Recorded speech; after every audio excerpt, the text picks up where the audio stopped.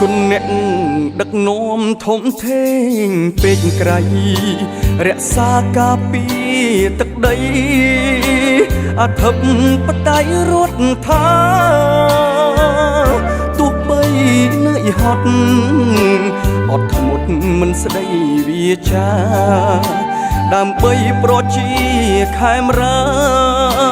លំបាកយ៉ាងណាស៊ូទ្រាំ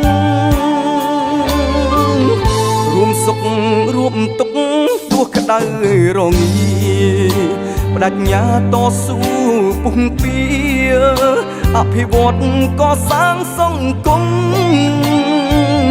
បង្កើនសេដ្ឋកិច្ចដំកើនវិស័យតូចធំសុខសន្តិភាពរឹងមាំទីពឹងពលរដ្ឋគ្រប់គ្នាអោព្រះគុណត្រជាក់ដូចទឹកអមរិតសុខសាន្តកង់ក្តៅកាយចិត្តចាក់គ្រូរបូក្រំគ្រាឃ្លាតឆ្ងាយសង្គ្រាមរស់នៅជាប់ជុំគ្រួសារឆ្លងផុតសមុទ្រទុក្ខារបបអង្គការព្រៃផ្សៃចងចាំគុណថ្លៃកុំបីបំភ្លេចគុណភ្លឺរុងរឿងជានិច្ចរំលឹកឆោពណ៌រាំងសីបំភ្លឺប្រជាអោភៀងចែងចាំងយប់ថ្ងៃមលុបសុខសន្តិភាពបរិយដោយសារគុណអ្នកដឹកនាំ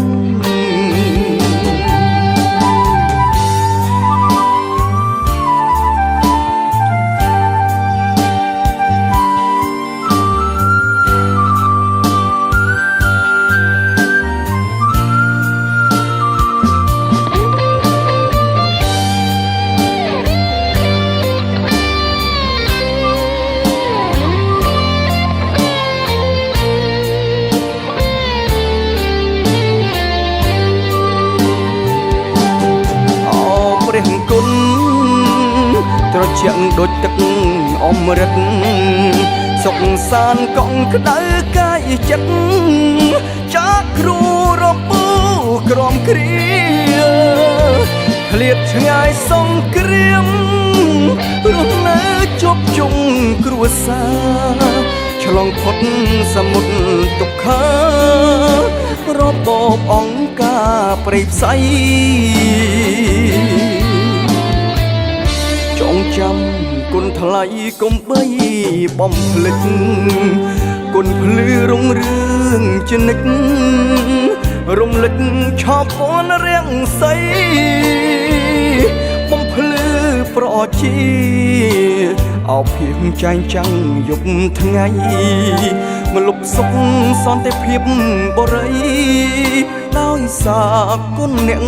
ដឹកនាំ